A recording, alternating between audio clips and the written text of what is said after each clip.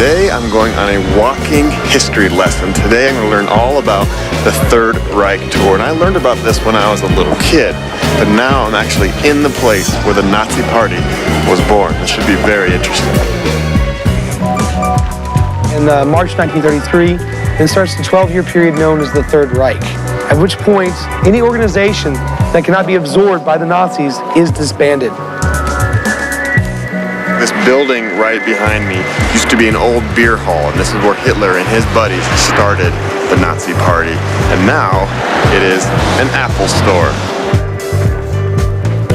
This is the Grand Fest Hall of the Hofbrauhaus. This is where Hitler would come and have his giant meetings, and most men loved alcohol, and when men get drunk, they come up with ideas, crazy ideas, so I think he used alcohol to his benefit, even though he himself did not drink at all. Behind me is the eternal flame of the human spirit, and as you can see, it's enclosed in a cage, and that's to symbolize all the humans that lived under the Nazi regime living in a cage. Citizens of Munich used to have to do the Nazi salute when they walked by, but a lot of people weren't down with that, so they would come through here, through Dodger's Alley, and avoid doing the salute.